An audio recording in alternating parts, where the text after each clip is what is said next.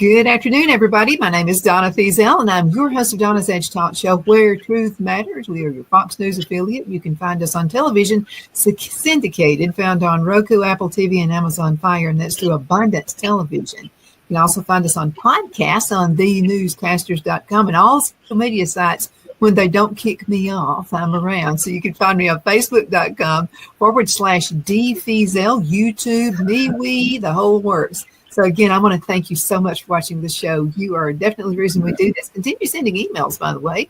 Donna@donnasedge.com. Donna@donnasedge.com. I have my favorite guest with me right now. His name is Ron Foster. And this guy's an herbalist. He's an author. He's a speaker. He's a gardener. You have to have like this huge business card with all the things you do. Matter of fact, I don't even have one. And you don't need one. Just use your books. So it's always a pleasure to have you on the show. And I want a series because the folks who watch this show love stuff like this. They like someone who knows their stuff, and you definitely do. And gardening tips and everything that you've got. So again, thank you so much for being with us. And I know you got a couple of topics you want to talk about today, but let's talk about this book right here. And it's called The Longest Walk. I've read it. And I know you don't want to spill the beans on everything on this book, but talk to us about the book and how they can find it. Okay, that's the original Prepper trilogy.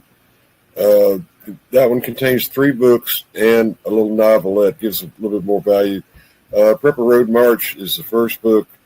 Bug Out, Prepper Smooth, The Light, and The Lake is the 3 of them. And then a lot of my people were asking about what happened to this character, what happened to that character. So I started writing the novelettes, Uh-huh. So Stuart, my Brutus in there that broke down in Atlanta and doesn't know anything about the South, so he's learning. Yeah. Uh-huh.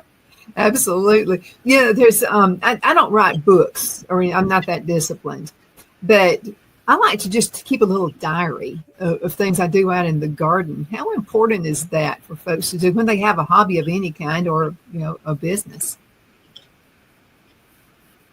Oh yeah, well with the garden, I know I was out planting trees. I'm moving back to what I call my prepper shack in Troy. Mm-hmm. And I'm like, what's the name of that variety? I forgot what this is or that is. So you have that back to refer to. I need to write my stuff down. Or you plant a bunch of things. You said, I forgot what that was over there, That's easy to do when it comes to seeds, especially when the seeds are kind of comparable. And I have to jot it down. But even with that, because I like to put my seeds in water and let them sprout, then I plant the beans into the ground. I've been doing that for years. But the problem is once you can't see what the bean looks like anymore, if you move that tray, you forget, like right now, I've got a bunch of varieties planted together. You plant contender beans at all? I haven't. Tell me about that one. You got to try. I suggest that in my Bug Out Garden Guide. I've been growing those for a long time, and my girlfriend swears she can see them grow. She'll run out in the afternoon to see how big they got since the morning type thing, and I got overloaded with those small bush bean and filled up the freezer. I got sick of eating the things, But, the contender's the one. If you want a guaranteed crop, you plant the contender beans. Contenders. All right, I'll do that. I'll see if I can find them. Where's the best place to buy seeds? And I want mine to be totally natural. I really don't want stuff in them. That's the reason I have a garden. Well, I like seed and feeds. Plus, the people in there are usually knowledgeable. You know what everybody else is growing. That's what they suggest to get the old timers. And that's the best, because a lot of people buy seeds and, this variety sounds wonderful, but it doesn't really do for our area, our climate, or whatever, So talking to other gardeners and the people in the seed and feed, they usually tell you, what's what, or I always had good luck with this or that, That's the best way to do it.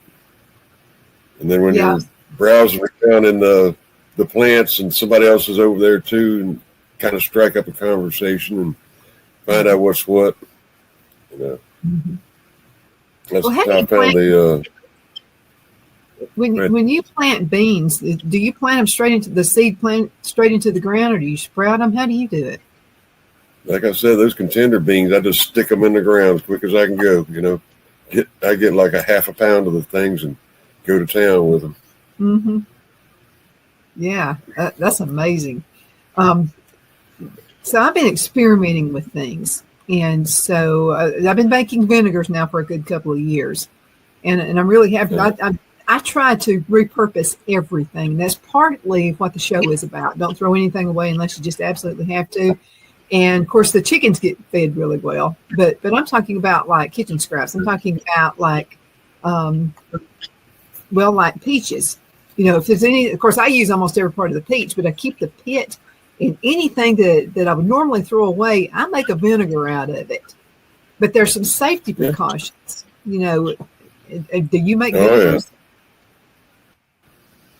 Yeah. I don't know. I wish I did, but I got too much going on. And then my girlfriend, she lives like, Midland City, and then she's coming to Troy at 60 miles or so in between us. So between her taking care of the grandkids down that way and me working up this way is lucky to get anything in. Like I say, moving back now,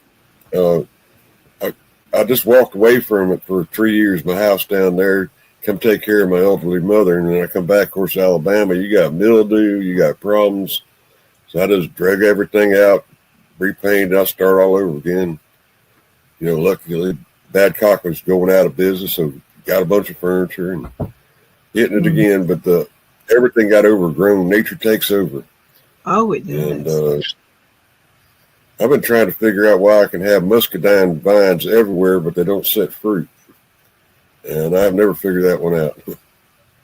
Well, we've got them everywhere. We moved from Alabama to South Carolina. And so luckily the lady who lived here, who sold the house, was an avid gardener. I am finding all kinds of little treasures out all over this land. And there's muscadines everywhere. And she just throw them in the ground, just all it's on 8.5 acres of land. And so we went on ahead and pruned back 2 sets of them that we saw. And they looked like, they were so overgrown. That was a mess. And so we finally got that done. And then, but then we keep walking around on the ground. So I found more. And I haven't, I'm just going to do a little test. I want to see, okay, one that I properly propagate, one that I properly prune. I do. Then I'm going to leave the others alone and just see what happens. I don't want it overgrown, but I'm going to see. Yeah, they grow up in the trees. They go everywhere, you know. Like I said, I didn't plant those. I had some I planted. They produce fruit, but the wild ones, they're just not doing for some reason. I wonder why. Now, do you have seeds or seedless? I had planted the seedlings, and those produce, but like I said, there's wild ones everywhere out there, and they just don't do. And then I had several things that huckleberries that were wild that just didn't set fruit. That land over there, it used to be farmland before they let it go to forest. Now I think it was played out, you know, or they use the old mule and the plow type thing, and then you get hard pan under it, you know. So it's interesting. Now I just started back. I did the raised beds, and then added all my worms and whatnot. And you can take a piece of PVC pipe, you know, the big pieces like sewer lines, drill a bunch of holes in it, and you can throw all your garden scraps in those, and the worms will come in and out the holes, go through your raised bed in the garden. So everybody wonders what's that pipe you got sticking out of the middle of all your beds over there? And you just tell them. It's very convenient too. You know, you see if something's going a little rotten or something, you just throw that in there. Grass clippings, anything, just keep throwing it in those little holes, and it's right in the garden. So then the worms go do their thing. They come back and forth, and that's what I found worked best. And we have Montgomery got a place called Froggy Bottom that you can buy what they call super soil, which is just basically a whole bunch of dirt and a whole bunch of wood chips and whatnot. They say it was done, but I've had that stuff where, I look out there and it's steaming, that compost wasn't done. Uh-huh. Yeah. One time, the first time I ever composted several years ago. And so we had grass cuttings. And so Phil has this big thing on the back of his tractor when he cuts the grass, and all the grass goes in it. I'm telling you, I'm out there chasing him down. I want these clippings as soon as I can get them and make tea out of them. Well, I thought, I'm just going to try something. I'm going to put them in a bag. I put them in this big, now this is old green thumb Donna right here, but I wasn't so green thumb, because what happens, put all that grass and put it in a black trash bag, tied it up. And I'm just telling you, it's a wonder I didn't catch the garage on fire, because we opened up the garage door and honest to God, you see steam coming out of it. So you got to be careful. Got to be not pile it up, because all that hydrogen and oxygen and everything mixes. And Phil said, I can't believe you didn't burn the garage down. I said, it's a wonder I didn't. So you got to be careful about that stuff. It really needs to be put out as soon as possible and not put in black trash bags like I did. Oh, you like comfrey? Have you used that for starter for your compost? Mm-hmm. I love comfrey. That's a very good starter to get a. Yeah. Mm-hmm. So I'm saying, if you're trying to get your compost going, you're having a hard time with it. A lot of people use it as starter, so the nutrients in there, some way or another, get everything where to kick off for you. Start doing well. Comfrey is one plant. If I couldn't have but one plant in the world, it would be comfrey. So, and I know, because I've used this now. I keep a salve in it, and then I also I make oils with it, with olive oil, what have you. But I did a dumb thing. I was out there pruning the trees, did not put my gloves on, and so I was using Phil's saw, the saw, and because I was in a hurry, and I thought, I don't want to have to go get the gloves, and so I got this big blister on my hand. I mean, it was showing layers of skin off. I mean, it was pretty bad. So I got the comfrey, and I thought, I'll just try the comfrey. And I put the comfrey on it, and I'm just telling you, you can see the scar maybe. I don't know if you can or not, but there's a scar right here. And it cleared it up. And it didn't cost me anything. I mean, the plants were seeds. So really, I doesn't cost me anything. But when I do the comfrey, though, when I make a salve out of it, I like to use the beeswax, because that's the best. Yeah, that's the best to me. But there's a process to it. I saw something you were talking about, and I wanted to talk to you, and probably the rest of the show is going to be about this. So what's happening with the sun? Talk to us about it. The sun's been going a little crazy lately. It's getting active. We just had X 2.5 was mostly went off. We've had several flares. We had one that was an X.1 that was sent out a 600,000 mile filament, which is about here to the moon and back. That thing.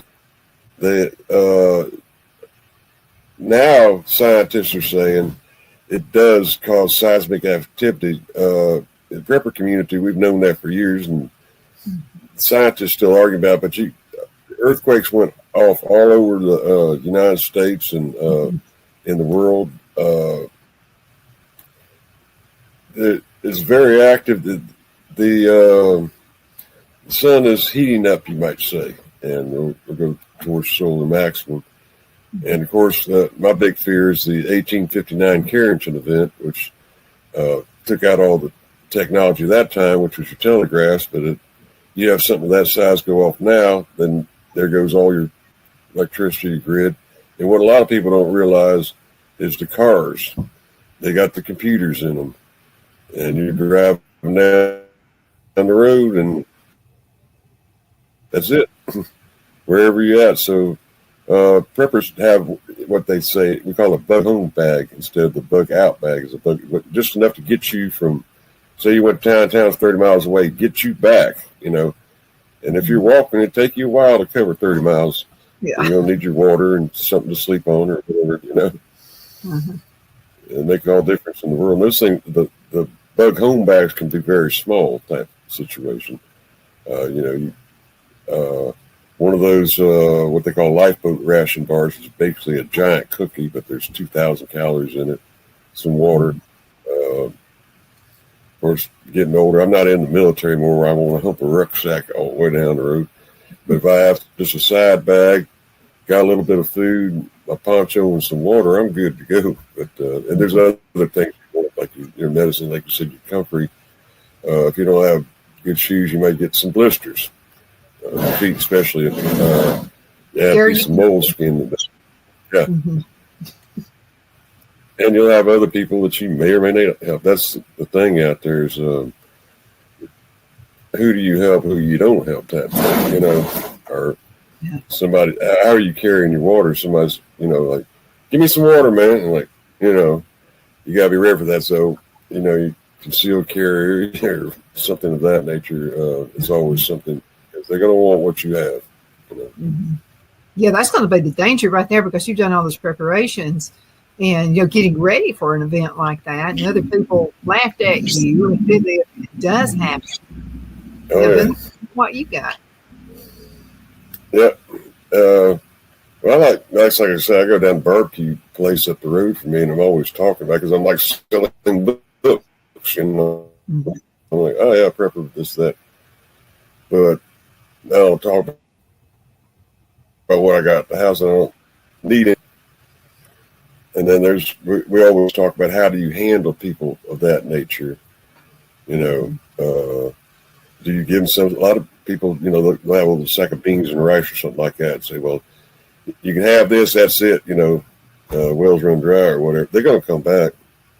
That's and right. You might as well know that. So how are you going to deal with that? That's the thing. You don't want to not do it, but you don't want to be where you get robbed or you can't feed your own family or something of that nature. Mm-hmm. That's why. And you always got the crazy ones in the neighborhood. You know. Yeah. That's what I do when I moved in down there. Go ahead. Oh, I've got people. You always ask. Everybody knows once you live somewhere for a while. Yeah. Is I got to keep an eye on those folks. You know, they're a little different. You know, that problem or something. And yeah, I got a bunch of painters up the road. I think there's something in that job that gets them smelling the paint or something. Uh-huh. They always into something. Uh-huh. But they become characters in books too, and then I'll have different ways of dealing with them, or how we end up getting along with them, or not getting along with them, or whatever. You know? Mm-hmm. Yeah, because you can't really be a recluse and not have any outside contact whatsoever. But then you can't be, just out there either. You know, so there, and then there's so many predators on the internet. I know I had to take my mother off the internet. And because, I mean, if they'll call her beautiful, then she's going to follow them. I mean, it's just, had scams and I don't know how many times. I finally just took her off the internet. But when you have predators that are in your neighborhood and they may try to get what you have, let's talk for a minute about, and I'm going to talk to you more about these solar flares with the sun, you know, and it's what's happening there. What's causing this? Well, you have sunspots. I mean, it's a natural occurrence. Mm-hmm. But the sun goes through a 10-year cycle. We go, and it changes up, and then also your polarity on the sun changes. Mm-hmm. And you get your electromagnetic forces going there. And then space weather, you can sign up for space weather alerts, etc. Mm-hmm. A lot of preppers have that on their phone or whatever, go off and tell us, well, we got a geomagnetic storm or something of that nature going on. Just kind of a heads up. When if we had the big one coming at us, we'll have like about an hour's worth of time. And what they'll do is they'll turn all the satellites away from the sun to try to keep them getting whacked with the EMP, electromagnetic pulse. The power companies, they'll shut everything down a little bit, but not a whole lot they can do because like the telephone wires are like antennas, and it starts taking out all the transformers. The big ones, it takes a year or two to get. We don't make them here, and they're made overseas. let alone all the little small ones. And that goes out and we're grid down. And then, like I said, the EMP Commission says 90% of Americans be dead after 1 year of the power going down. It changes because they just can't take care of themselves. I mean, all your water goes out, sewage goes out, gas. I mean, and we're not set up. Nobody has home gardens like back in the Depression or things of that nature. Most of the people in the country, I've noticed, they don't even have gardens, No. And that's the problem within the cities. Think that there's all these farms out there, and there's really not. So but they're going to be coming out of the city looking for something to eat. Well, let me ask you a question about this, because I get, common sense things. I start getting suspicious. Okay, so we're seeing more activity with the sun. And then President Trump, of course, has offered the tariffs. Yep. Do you think it's a coincidence that something is happening to the sun right now, and it could be a possibility we would have issues getting what we need from other countries because of the tariffs? Is there a coincidence there? No, the sun, it's a cycle. It's natural.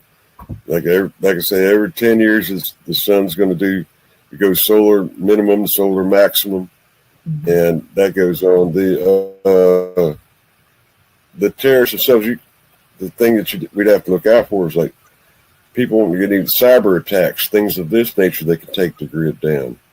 You can also take a grid down physically. Out in California, they were shooting the oil field transformers out. That would, and then nobody really said anything about it, but the way it was done, I said that's military minded. State actors have been trained to do this because you don't know exactly where to shoot the thing unless somebody told you. You can have EMP, which is a nuclear blast. Comes off of that. We did the tests on it way back when, but they have EMP weapons now that are non-nuclear. I know that for a while there, they had people robbing banks with EMP guns, like I'll wipe all your files out. You don't give me the money type thing. You get the parts from those, and it's direct on the internet out of what they use, the old Radio Shack type situation. It's very fragile. They only need to take down 4 of the main transformer stations in the U.S. and it's lights out. And it's pretty easy to do. And now we find out China, all these solar things that we've been buying, the inverter that changes the 12 volt into the 110 and whatnot, they have access to them. They can just hit a switch. And then supposedly there's a firewall that people put on over here, but for everything they can think of, I'm sure somebody else thought of another way to get around it. Yeah. So all this green energy, notice that Spain goes out just recently, Portugal, all the power went down, and they said, oh, that was just a weird atmospheric thing, and we don't really know what went on with that. Or is it somebody testing the system or what? Yeah, could that have just been a test run? Yeah. See, like we got Iran, they're building the cyclotrons, well, us in Israel, we made the thing spin out, burn up. And we've tried that on our own, like the big, huge turbines on our dams. You send a message in there to go faster so you could, do it. And yeah, they burn one up. And so now we got to fix this. But the same thing with, I forgot what a SCADA system stands for. That's the way they turn things off. But everything's on, off with a remote, connected to the cell phone, do whatever. And if you got the right, code to put in, you just hit a button on a cell phone and you can mess a lot of stuff up. They had in Florida, somebody hacked the thing and they started adding too much acid to the water. So that was bad. There's so many ways to take the grid down, and it gets worse all the time. And we've allowed all the Chinese cheap technology in here, but there's back doors on all that stuff. Mm-hmm. You have interesting that North Korea ended up with all our CIA hacking tools a while back. I wrote a book on that one called Burning Skillet. Mm-hmm. You can basically take the U.S. down without even starting war just by hitting a button, and then society unravels. We do it to ourselves. Mm-hmm. Absolutely. I was in the technology business for a very long time. I worked for Phil and I used to own a dial-up internet service. We learned a lot about technology there. Of course, it changes every day. So those technologies could still work.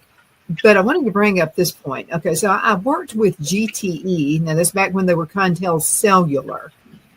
This is back in the 1980s when no one had a cell phone. And so I handled the government and corporate accounts with that. Now, back in that day, we had cell phones, but they were analog phones. Now we have digital phones. But I'm just telling you about analog. I liked analog better than digital, and I'll tell you why. Because I know it seemed easier to create havoc if you wanted to create havoc with society, but it was also easier to control. Because what I'm seeing with the digital that we have now, I mean, we all feel secure and, everything's, going along fine. But the problem is one roughneck can get something started, like you were just talking about some of the scenarios that could possibly happen to us. And it would be harder to combat that one and to stop it. Back in the analog days, I'm just telling you, back in the analog days, I could program a phone. We had a SID number. We had all these numbers. I got the contract at Fort McClellan up in there. Of course, they're closed now. But I sat there and it one year they bought 67 cell phones. And so my boss wanted to hire someone to help me program the phones. That's back when I had to go in manually and program the phones, the cell phones. And I said, no, by the time I train somebody how to do it, I can have 20 of them done. So, so I just did it myself. But I had to put that in myself. And I thought about that. And the commanding general, Alfonso, I can't remember what his last name was, but he was commanding general Alfonso. He asked me about that. He said, how easy would it be for somebody to come in and hack the stuff? Because he was a little bit, I don't know if I want cell phones or not here. And I said, well, I think somebody can hack it. I'm just telling you the truth. They could. I said, but with the analog system, the way we have it, I think it would be a quick fix to correct it. I'm just nervous about the digital systems we have out there. Oh, yeah. You don't know what's in there. And it's like, what, the Israelis made all Hamas's phones blow up. The technology that they did that. So you just made my point. Yeah. So you just made my point. Yeah, okay. And I'm glad it happened. But what I'm saying is the other side didn't have time to go in and correct before it could happen because it was all digital platform. Right. Had it been an analog platform, they probably could have. Right. Technology is getting out there so fast, and then of course you got all the phones got the AI in them now. So we were doing thing. I used the old dinosaur phone, but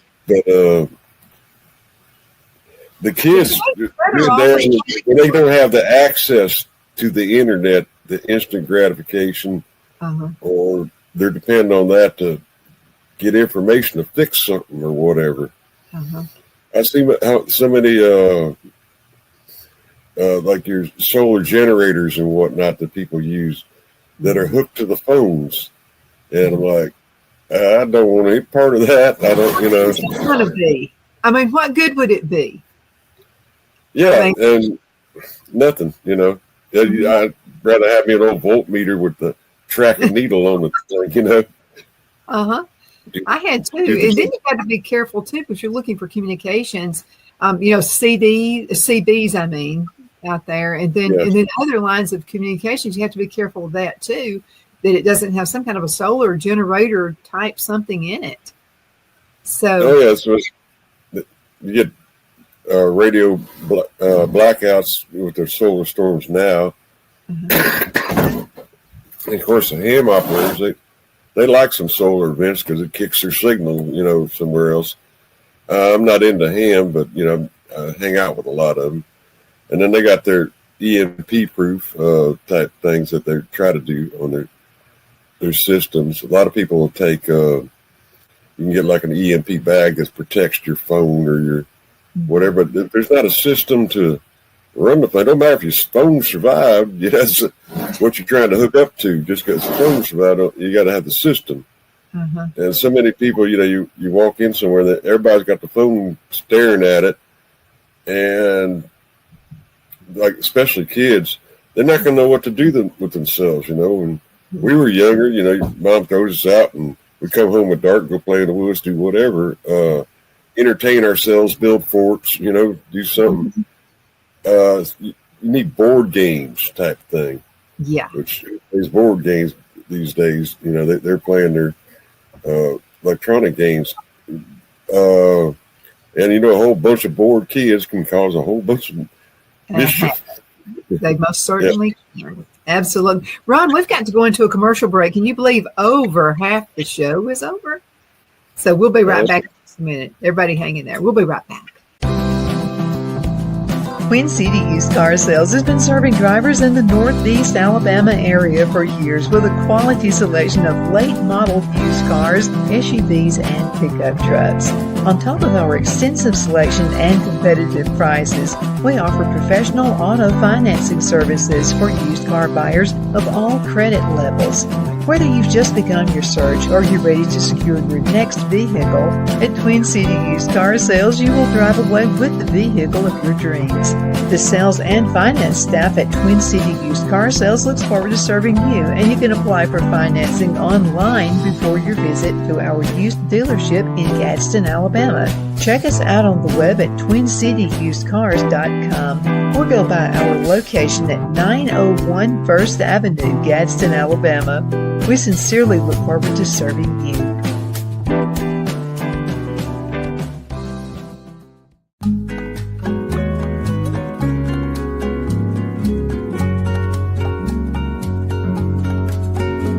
At Lamone's Mexican Restaurant, located in Henniger, Alabama, and voted Best Mexican Restaurant of DeKalb County, Alabama 2020, we're here to serve you with authentic Mexican cuisine. Order easily online by going to lamonsmex.com or call 256-657-3999 to place your order.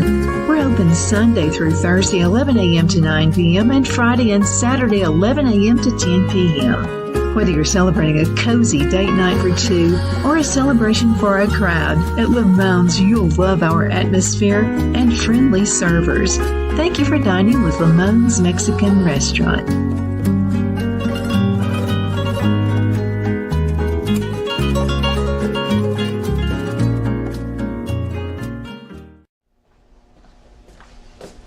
Are you ready? We all wonder what tomorrow will bring, but the future lays itself at the feet of the prepared and surrenders to the will of the persistent. It's not easy, but today shapes you so you can shape tomorrow. With Northeast Alabama Community College, when the future asks if you're ready, you can answer yes. Begin your future at Northeast Alabama Community College. Donna's Designs offers a line of handmade memorial, wedding, and keepsake jewelry that launched back in 1970. I'm a self-trained jewelry designer, and I will work closely with you to create unique designs you can love and treasure for years to come. Whether that be flowers that were used in a funeral arrangement or stones you found on the beach at a memorable trip, call me at 256-659-4319, and let's think of the possibilities. At Liberty Bank, we're all about community. Whether it's to help with a charity fundraiser or help families in need, toys at Christmas, or a local football team, we're here for you. You see, we realize the importance of family. Sometimes it's to build a new home or necessary home repairs. We're here for you. If you like the feel of a small town bank with all the conveniences of a big city bank, we're here to serve you. You will find us at any of our convenient locations in DeKalb, Marshall, Etowah, and Blount counties in North Alabama. You can call and speak with any of our friendly staff at 256-659-2175 or check us out on the web at libertybankal.com. And thank you for your support of our community. Member FDIC Equal Housing Lender.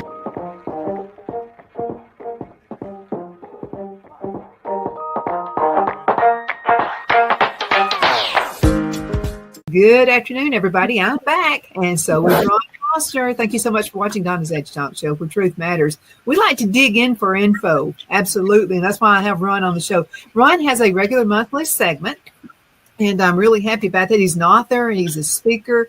And so there's a book you need to grab this book right here. It's called The Longest Walk right here. Now, folks can find this where?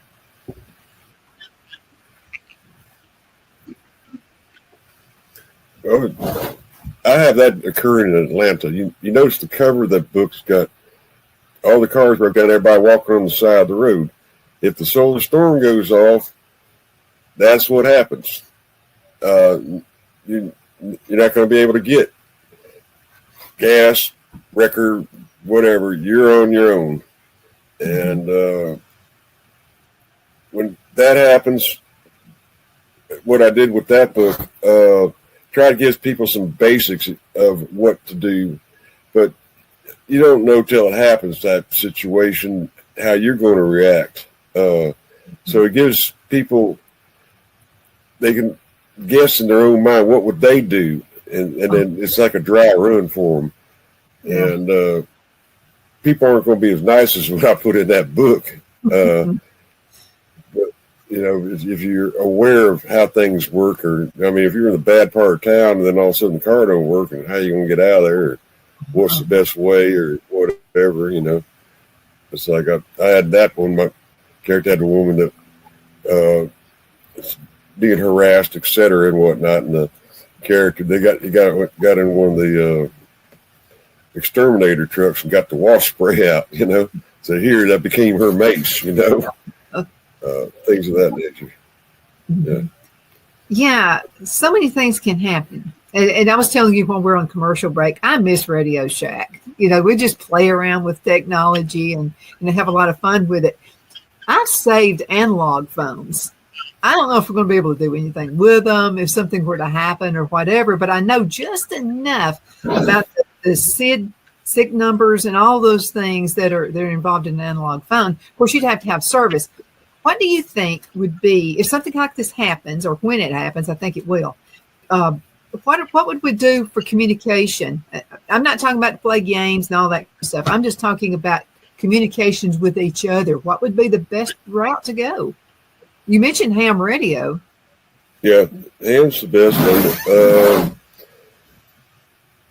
one. Starlink, if you got it, and that's the thing. It's like, what gets fried, what don't get fried. If I mean, if somebody could bring it in, but see, there's not a plan for it like we had back the old civil defense era. Yeah. People actually knew what was going on. Like they had a plan to make America come back using a gasifier on a tractor that runs off of wood. You know, you can actually run a tractor on wood, or cars for that matter. They did that back during World War II. Nobody really knows how that exists nowadays. And there's really not a plan, except for, I call it the military plan, because we wipe out Iraq. We popped a lot of EMP bombs off there too and fried everything they had. Come in there and start it back again. But in the bases, the military bases becoming more independent because they get their power, that they're going to be standalones. But there's not a plan out there. It's like Reddy said, zap, and you're on your own. You know, FEMA ain't coming to rescue you type situation, and then it's just you watch the world unravel after that. And we can look at things in our recent history, Kosovo, Herzegovina.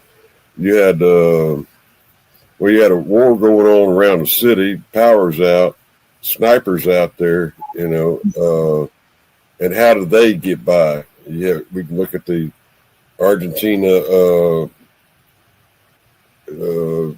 economic collapse. There's people that write about that or live through that.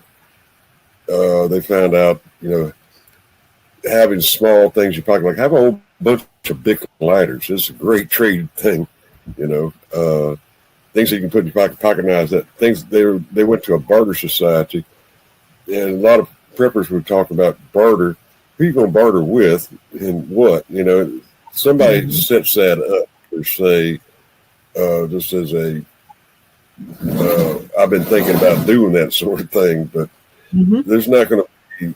I'm not trading my food for silver, gold, ammunition, whatever. No, I'm not either. Yeah, and I'm not looking for. You can't eat gold. That's it. Well, I got a whole bunch of freeze dry. I can last a few years, and then we both garden, so we replace, have fresh food, etc. But your average person on the street, they have not a clue. Watch New York, what they do for 3 days when the or blackout, or gray out or whatever. And it's, especially if you get stuck in the tunnel, or Lord forbid you be on an elevator type situation. And the elevator's supposed to go down to the bottom, by the way, for people who freak out about elevators to begin with, don't like riding on them. If that occurs, the elevator's supposed to be set up to go slowly down to the bottom of the shaft. Not like Hollywood, you ain't going to go shooting down. But you're still going to have a problem trying to get the door open by the time you get down to the bottom. Right. Yeah, we saw when COVID hit, we just saw a small sampling of what could happen, mass hysteria. I mean, with people going nuts. Think about the toilet paper situation. People were going nuts. They were finding in stores over rolls of toilet paper because you couldn't find any toilet paper. Well, I'm kind of a prepper. I'd already put some up anyway prior to all of this. I was at Walmart one day, and they had like this, it was just a fluke. I was passing through, just walking by the toilet paper, and I saw where they had marked down 4 rolls to only 50 cents a roll. And this is right before COVID hit. Well, of course, Donna being Donna, I went on ahead and bought everything they had for 50 cents a roll. We still got some of that toilet paper. But what I'm talking is the people who never prepare for anything, and they're depending on the government for everything. They're depending on, what they don't even know who to depend on. I mean, those people are going, like you said, it's going to be mass hysteria. Like I lived in North Alabama. Okay, we hardly ever had snow, but when we had snow up there, it was ice. It was not snow. Everybody would go nuts. It's like everybody would go to the grocery store getting bread and milk, and people that don't even drink milk were getting like gallons of it. So they would get bread and milk, and we were out, 2 days maybe, but they were buying up enough bread and milk to last like for weeks. Yeah. And we've already seen. They buy all the milk and all that before the hurricane. I'm like, you're not even thinking, what are your chances your power going out? Yes, it's going to go out. And so what you going to do with that milk, buy up all the ice you can get. Yeah, okay. See, a lot of people keep like plastic bottles of water in their freezer. Now you got water and you got your cold, so that works, Most people don't realize that you can use the drain on the hot water heater.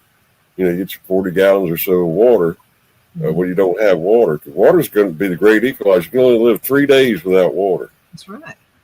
And a lot of people don't realize too, when the water goes down, the sewage backs up. That's no fun. And they're going to run you out of the house if you're trying to stay in the house. Yeah. There are so many things that can happen that people just aren't aware of. I'll tell you something that works too. Is my granddad, who's a farmer, passed away the year 2000, and he kept seeds in the freezer. And you know what? I'm using his seeds now. I keep them in the freezer too. I'm using seeds. This is the year 2025. I'm using seeds that he had put in the freezer prior to the year 2000. He had cancer. And so some of those seeds have been in there, who knows, probably 30 years or longer. And they're still sprouting. Excellent. Yeah, Well, they got in the pyramid wheat out of the pyramids in Egypt a couple thousand years, and it still sprouted. But the difference between your hybrids, your normal stuff that we have, your heirloom type seeds, people don't.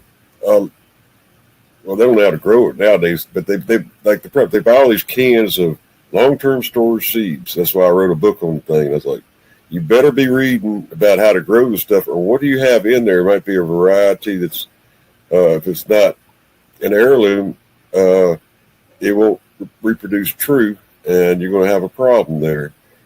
But it's just people just not ready for it, and if you don't have a little something put back in a plan, I suggest your listeners go out to preparedness.gov, which the FEMA puts it on, tells them about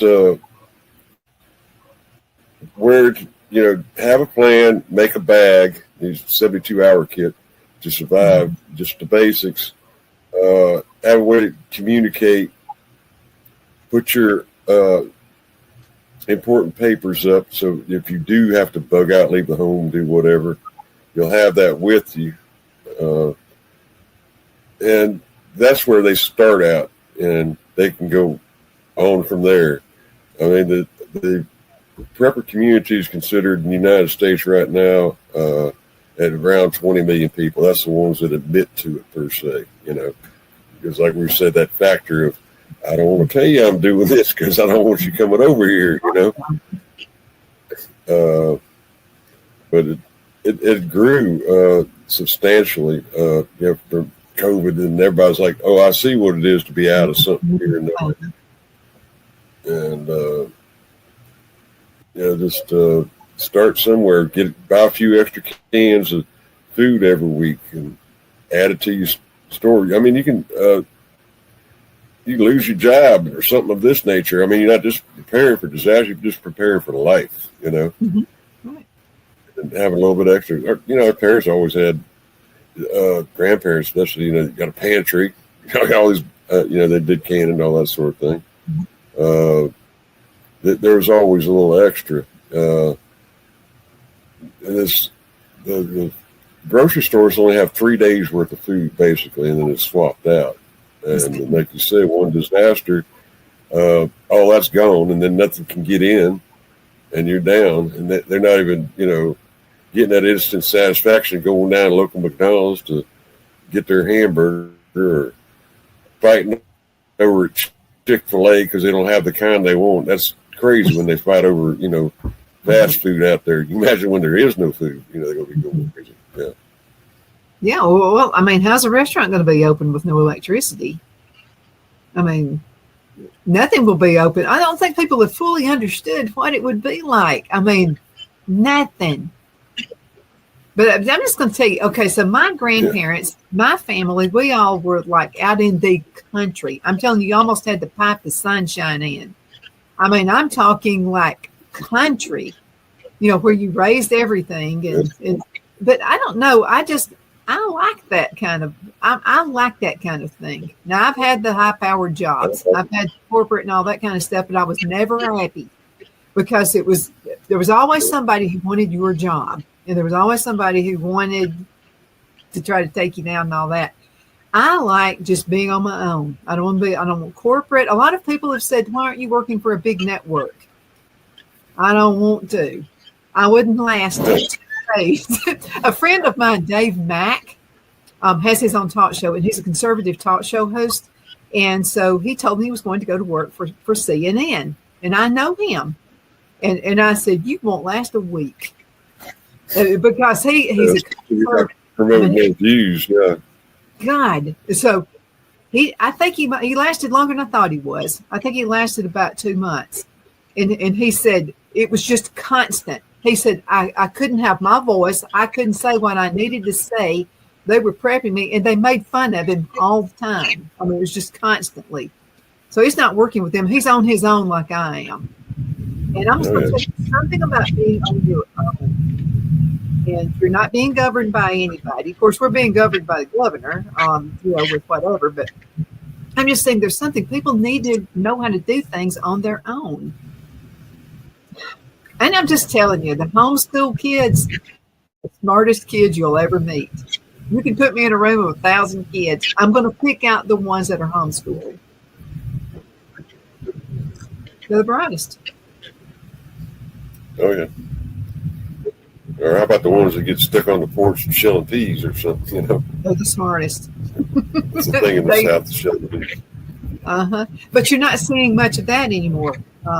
Like you mentioned earlier, I mean, in the country. And people were constantly calling me and sending me messages on the show about how do you preserve? And these people lived in the country. You would think everybody in the country would know how to do it, but they don't.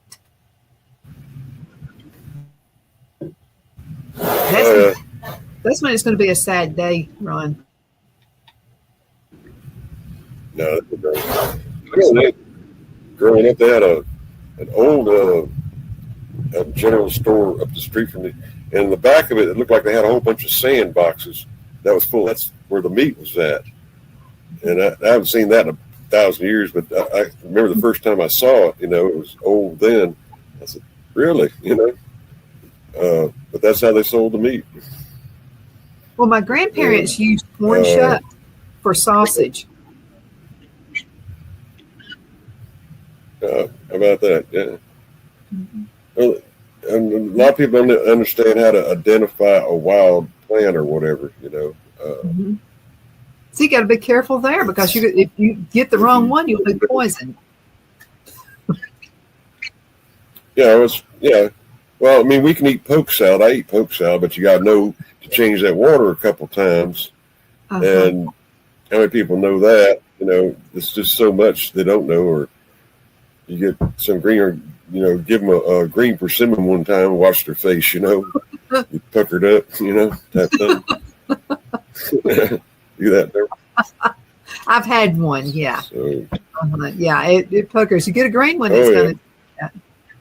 And then I've had a lot of folks send me emails about, well, I don't want to live out, and I don't want to eat out in the wild. You have to worry about arsenic and all those things. But now, a typical apple, the seeds have arsenic in them. Just don't eat the seeds. Oh, yeah. Yeah, well, don't pick your wild weeds off the side of the road where they've been spraying, pesticide, herbicide, all that sort of thing, But,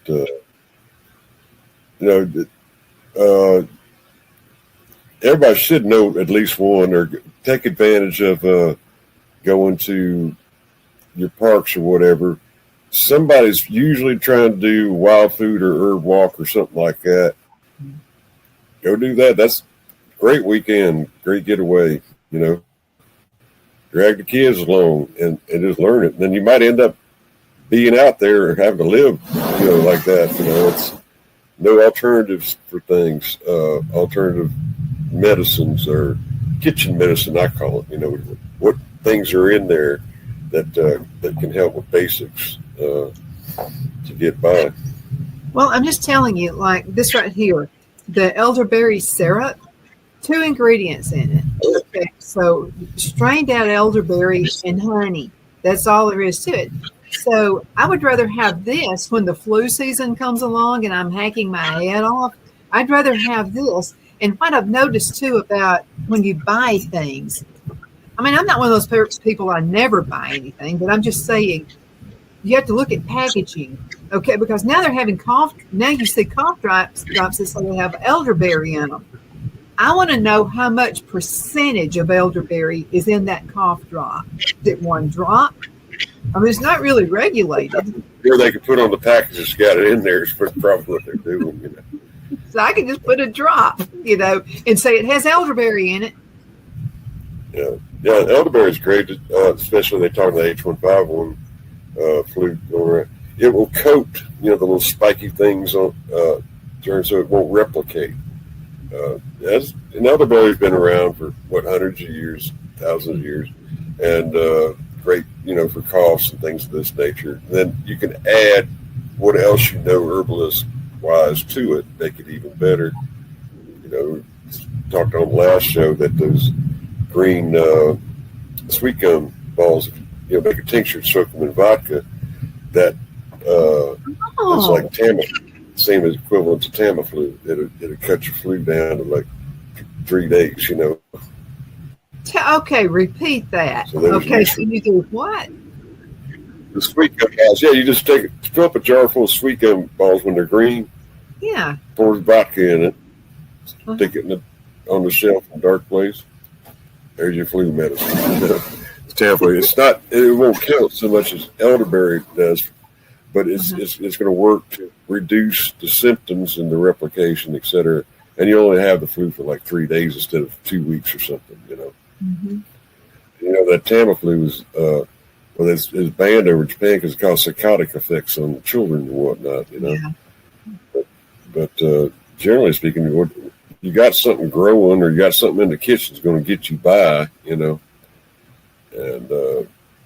like you have your elderberries great stuff. I just planted my elderberry this year, and again, because the vines and everything else, nature took over. So I'm like looking around, like what survived, what didn't, And then we had pine beetles. I don't know if you got those things that about wiping out the pine trees down here. They're falling left and right. So I'm out there trying to look around.